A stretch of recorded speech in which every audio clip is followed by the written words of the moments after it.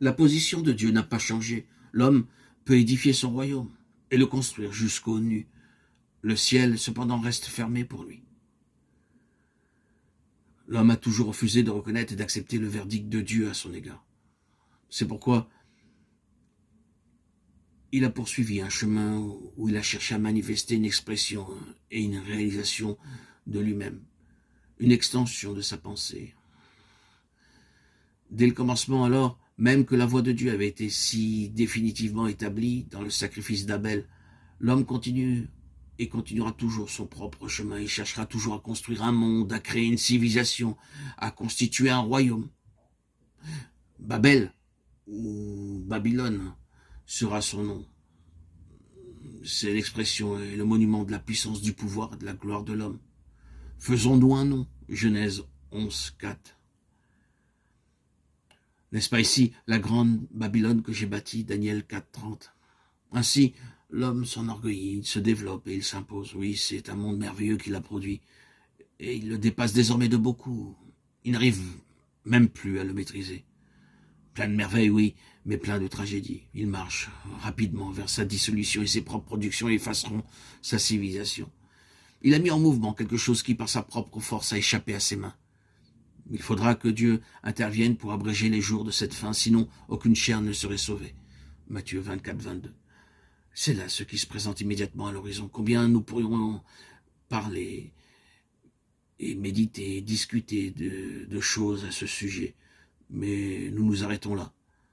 Ce ne sont que les insensés aveugles, les dupes de Satan, qui espèrent une utopie comme résultat naturel du cours actuel de ce monde présent. La civilisation n'a fait qu'accentuer l'essence ou la sensibilité de l'âme. Et déjà nous connaissons quelque chose de ce que signifie les hommes rendront l'âme de frayeur, Luc 21, 26.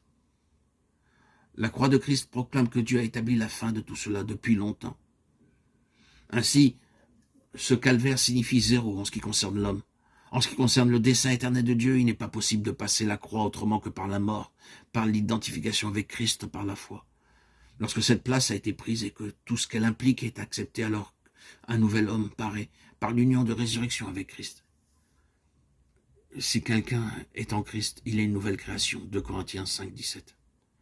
À partir de ce moment, une double opération commence. Il doit y avoir une crise définitive dans laquelle tout ce que Dieu a en vue est accepté, et que nous le comprenions entièrement ou non. Cette crise renferme et comprend tout ce qui suivra. Cette double opération sera d'un côté l'ascendance du nouvel homme, de l'homme spirituel, et de l'autre côté la soumission de l'homme naturel ou du vieil homme.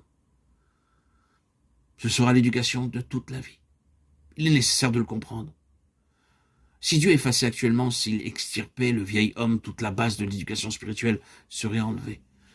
Nous avons montré ailleurs ce que signifie cette nouveauté de vie qui consiste à apprendre tout à nouveau dans un monde différent, avec de nouvelles facultés spirituelles. Ce nouvel homme est l'homme caché du cœur, et son éducation se fait par le Père de nos esprits, Hébreux 12, 9. Elle se fera en accord avec une déclaration précédente de cette même lettre aux Hébreux, jusqu'à la division de l'âme et de l'esprit, 4, 12. La signification de cela nous est très claire, car nous trouvons ici une loi nouvelle et entièrement autre, la loi de l'esprit de vie, Romains 8, 2. Cette vie a sa propre loi, ou ses propres lois que nous devons connaître. C'est une vie de foi. Si je vis maintenant, je vis dans la foi, Galates 2, 1. Ainsi, la connaissance est le fruit de la foi.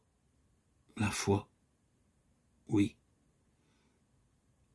La foi est le départ, le début, la graine, qui ensemence le terreau et qui la fait germer. Nous n'avons pas besoin d'en dire davantage. Mais il nous faut mettre encore un accent final sur la crise de la croix.